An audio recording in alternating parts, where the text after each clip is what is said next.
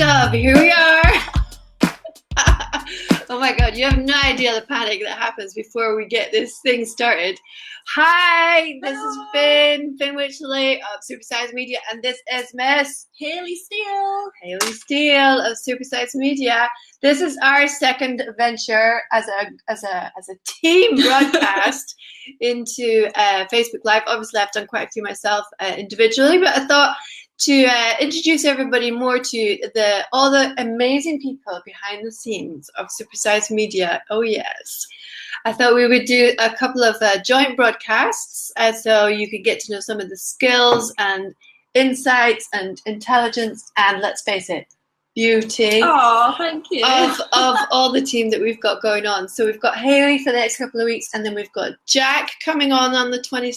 Oh, that's exciting. Yeah, he's going to be talking about the new digital PR service that we've got coming up soon. It's going to be awesome. Yeah, it's going to be epic. Very, very exciting. We've already got some amazing results for some of our clients already using some of these tools. So can't wait to tell you more about them. But anyway, here we are today. Now then. We are going to try and talk to you all about website must-haves. Because at the end of the day, we talked about websites and branding last week, but we only kind of touched the surface. Yeah, it was a very brief intro. Yeah.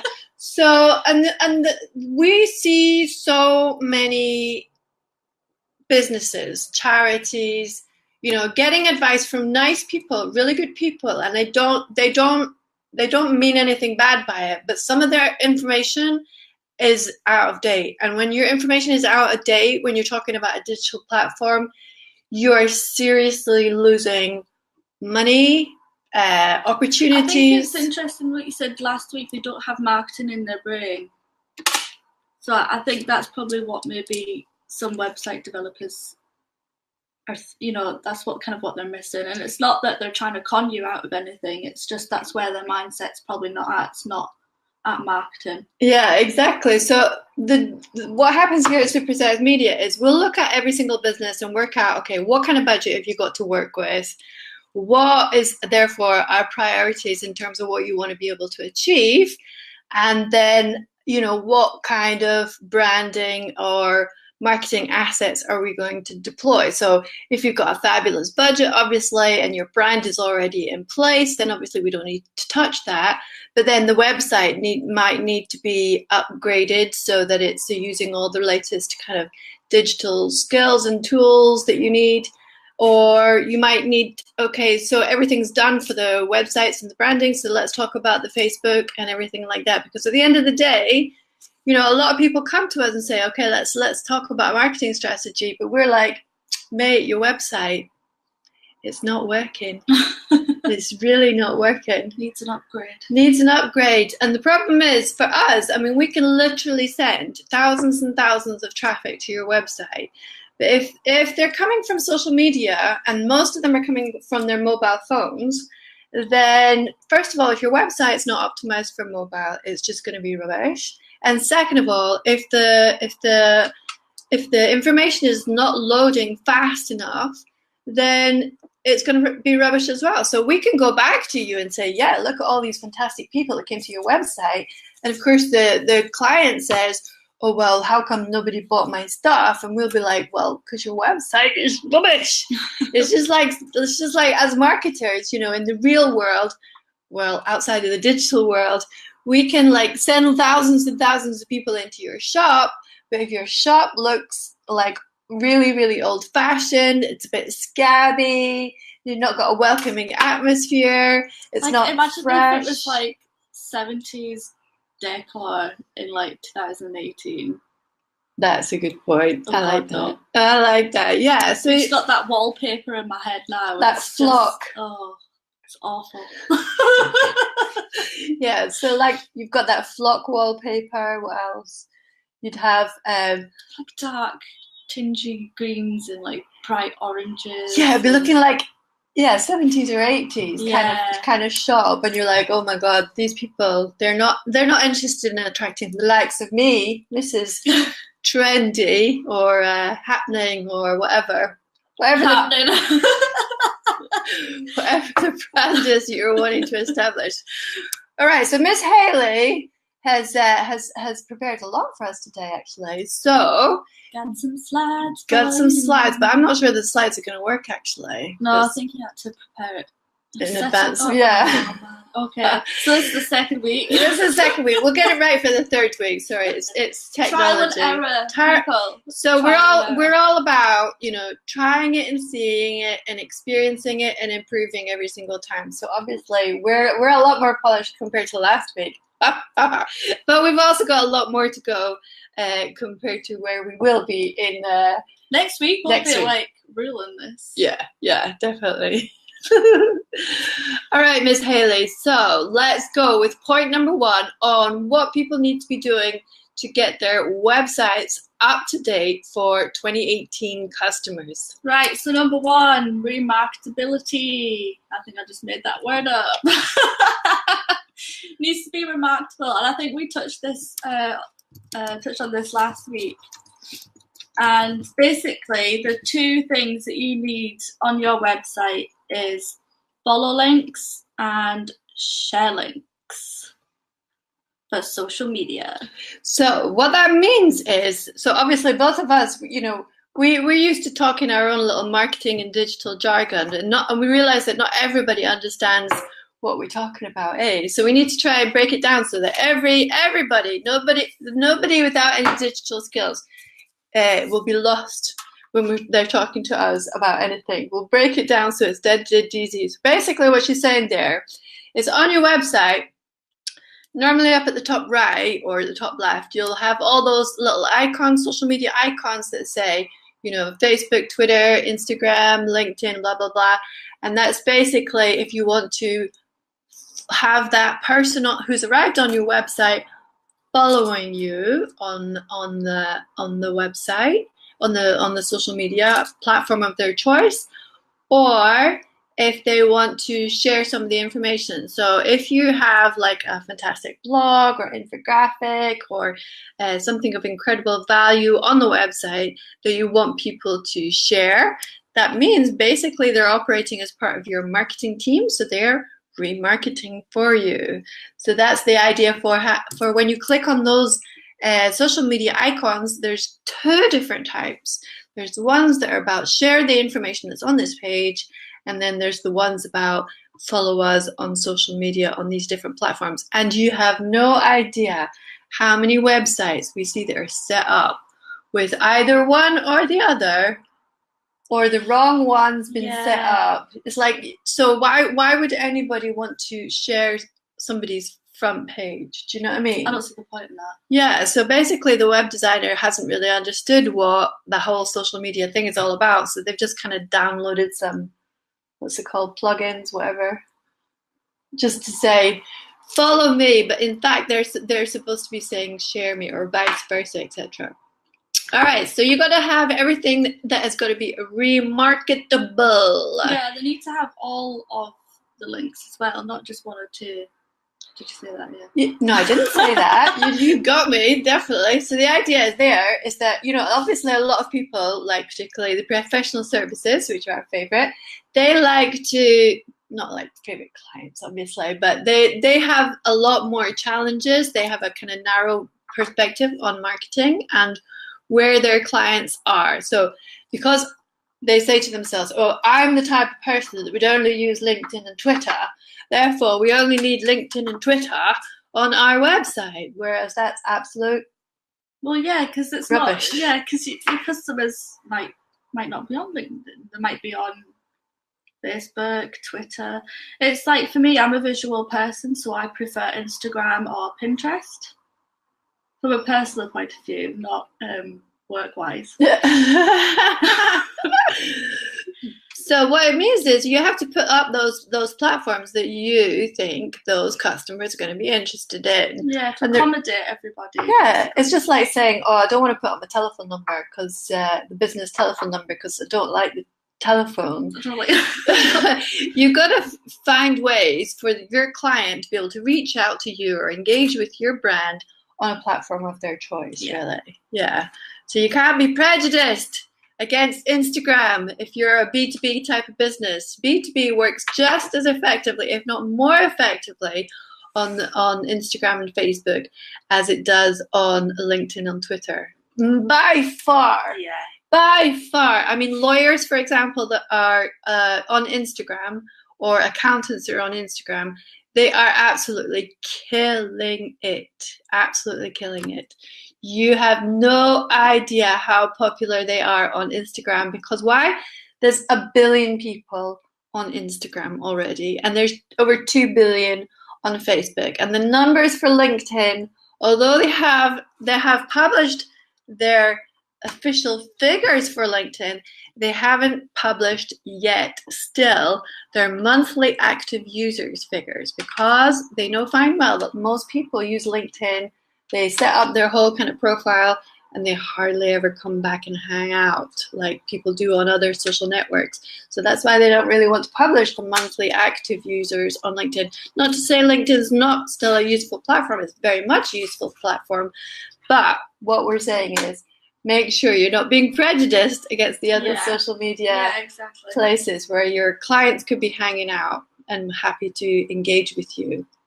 All right, Mrs. Next point number 2. Okay, install those Facebook pixels. Ooh, tell us more. I'm so excited.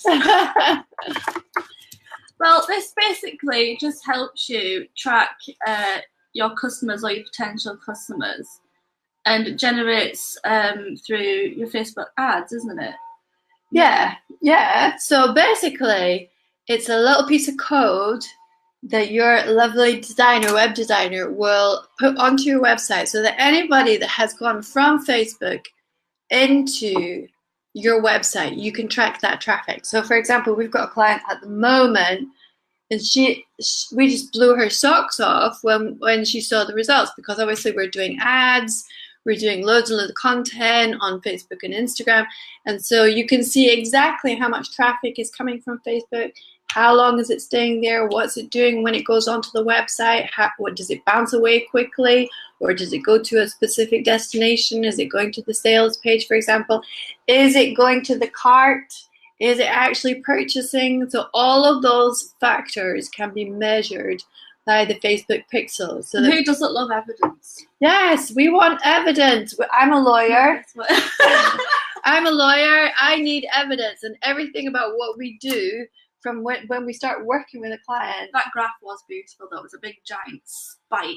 Yeah. Well, yeah. I agree with that. It was quite impressive. But yeah, that's the thing. Social media is not about whimsy flimsy talking about your breakfast. It's about, you can exactly see how many people have gone onto the website from Facebook, from LinkedIn. And if you're doing all your activity on LinkedIn and nobody's going over to your website, well, then you have to rethink your strategy. Whereas if you look and see that there's loads of people going from Facebook into your website, well, then you adapt your marketing strategy accordingly.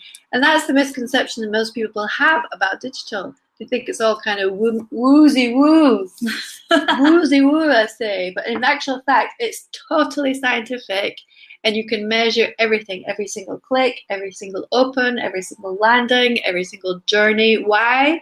Because everybody leaves a digital footprint. All right, so Facebook pixels are your friends. They love you. They love you, and they will nurture your clients and customers and give you loads and loads of feedback. And who can say no to that? And especially when it's free. Yeah. But obviously, if you've got a web designer who don't understand any of that malarkey, don't know where my accent's going. I think it's me. Yeah. I realised last week how northern I sounded. Yeah. Give us. Okay, you can give us the origins of your accent, and then I'll give the origins of my accent, because everybody's always like, I think you can guess mine. Well, there's North Yorkshire, guys. North Yorkshire, and then there's a little bit of Dunoon. Yeah. Don't spread that about. Oh, right, sorry. Okay. I'm only joking. Yeah, so she's got a wee bit of Scots in there. She's been in Scotland forever. Yeah, so I was like 11 years old. Yeah, and Greece. Yeah, first 5-6 years of my life, I was in Zakynthos. Zante, as the youth peeps call it. Went to. Oh, really? I didn't know it was the same place. Hello. Yeah.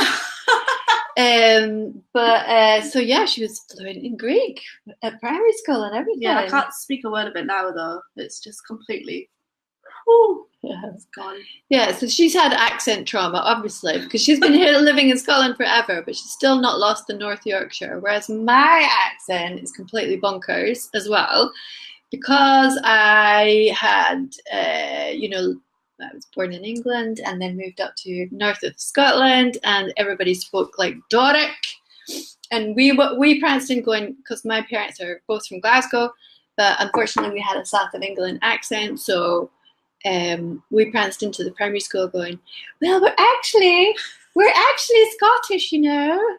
And of course, the lovely folk that was brave. up in Stornoway said, no, yeah, no. So we had to get with the local accent pretty fast, then get with the Edinburgh accent when we moved down here. And then when I moved over to Paris, had to get with that accent as well. And then finally, by the time I could move back to Edinburgh for good, age 25 or so, then my accent was just totally messed up. And now I just pick up everybody else's accent.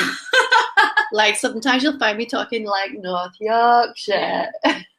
Anyway, massive deviation from websites, getting your websites ready and getting your brands ready and making sure you're on top of all the latest information so that you've got your shopping list when you go to your web designer and say, oi, I need this, and this, because Supersize Media have said these are the minimum requirements that you need. Obviously, there's plenty more that you can add to it, but these are the minimum requirements. All right, Miss Haley, point number 3. Okay, so I touched on this last week, and it was static versus dynamic websites. Okay, tell us more. A static website is basically a HTML coded website, and it gets shoved up there. And for these, there's no way for the business owners to update or adapt it. And for the digital age, that's what you need. You need to be constantly changing. And so a dynamic website allows you to do this. And by implementing content management systems, it's a nice fancy word for you there. Hello there. That's easy for you to say. They allow people who don't have digital skills per se to go in and update their website. Yeah. So basically, if you think about, that's me translating now from North Yorkshire. No, from digital, from digital into human. Right. So the idea is that if you think about an old-fashioned website. The old-fashioned websites, they were kind of owned and run by the web designers. So you had to ask permission from the web designer if you were going to update anything. So they were built with loads of technology, required loads of coding that was required. And they're really, really heavy. They're not used. They're not very friendly to search engines and things like that. So they're using very, very old code. And updating them was pretty much impossible unless you had really severe levels of tech skills. So these are the kind of old-fashioned websites, and you can kind of see with the designs of them that they were built basically as static beasts that get changed or upgraded once every kind of 6 months or once every year if you're lucky. And there's still a lot of them around. Because they did well for a particular period of time, and they haven't felt the need to reinvest in another one. But obviously, when it comes to digital, you're really leaving a lot of money on the table by not having a website that anybody in the team can update whenever they want to. And that's totally friendly for the search engines, because if the search engines can't read any of the code, then it's going to be really difficult to make sure your website gets found. And therefore, if somebody puts in the sector where you live. So some people, when they're thinking about search engine optimization, they say, oh yes, I can put my company name into Google search and it comes up on the first page. Well, guess what? Everybody can do that because they've taught the search engines to give you that first page. But actually, if you want to properly rank on the first page, it's your keywords. And obviously, there's loads and loads of competitors of yours trying to rank for the same keywords as you. So you really got to have a website that's going to help you to be found. And that's all about having a dynamic website. Yes. All right, are we done with static and dynamic? Yeah, we'll get rid of that. All right, get rid of that. Oh, Lord, it's already 20 past. So anybody want to ask us any questions, please feel free. This is not a big lecture or anything like that. We're happy to jump in with any questions if you want to. So don't be shy. We will be here for you. Stop saying shut up. All right, carry on. Number 4. SSL certification. All right, tell us about that then, Miss Haley. Okay, so basically, I know it's so hot.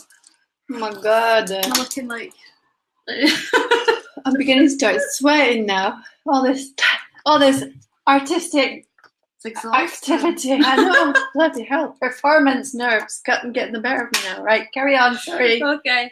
So basically what SSL certification is, it's basically, you know that wee icon on the Chrome search engine right at the top? You might know that. Basically, if you look in the search box of Google, for example, and you can put in the website address, but you can see whether it's got a little I next to the address, for example. And if it's got an I, like letter I, not like an I, then it means Google says this website is not very safe. Yeah, it flags up basically that your website's not secure. And you can tell that if you do have an SSL certificate, then you'll see kind of a green padlock, and your URL will start with HTTPS.